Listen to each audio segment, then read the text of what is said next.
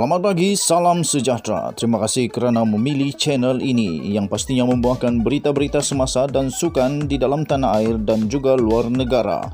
Sebentar lagi kita akan mulakan berita terkini daripada channel ini. Sila pertimbangkan untuk tekan butang subscribe, like dan share.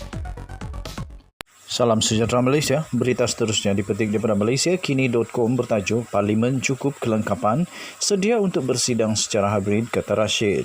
Parlimen mempunyai kelengkapan yang mencukupi untuk melaksanakan persidangan Dewan Rakyat secara hybrid pada bila-bila masa jika diperlukan.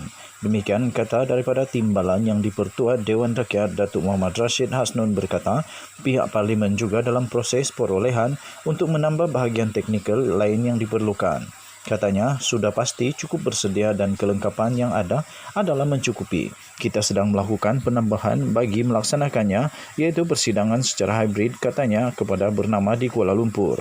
Beliau berkata, sehingga kini belum ada tarikh tertentu untuk Dewan Rakyat bersidang dan ia akan mengikut peraturan mesyuarat yang menetapkan keperluan memberikan notis 28 hari sebelum persidangan bermula.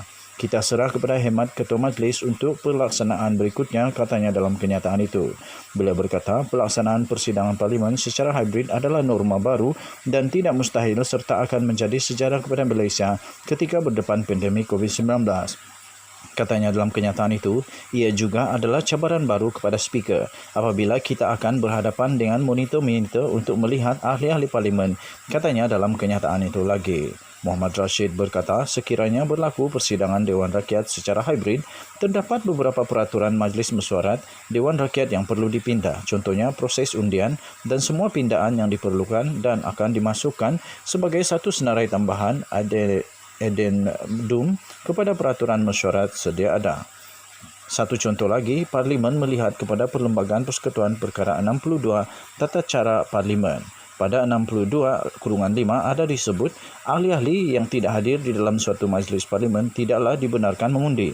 Tetapi ia juga dibaca juga pada 62/1 iaitu tertakluk kepada peruntukan perlembagaan ini dan peruntukan undang-undang persekutuan setiap majlis parlimen hendaklah mengawal selia tata caranya sendiri, katanya di dalam kenyataan itu. Ditanya bilangan ahli parlimen yang perlu hadir secara bersemuka di Dewan Rakyat sekiranya pindaan dilakukan, Muhammad Rashid berkata bilangan minimum untuk cukup korum bersidang ialah 26 ahli Majlis Mesyuarat Dewan Rakyat. Sebelum ini, Dewan Rakyat dengan Petua Speaker pernah membuat ketetapan sehingga 80 maksimum keberadaan di dalam Dewan Rakyat, tetapi jumlah sebenar dan kaedah masih diperhalusi di peringkat akhir. Sekian berita, salam sejahtera Malaysia, bye-bye.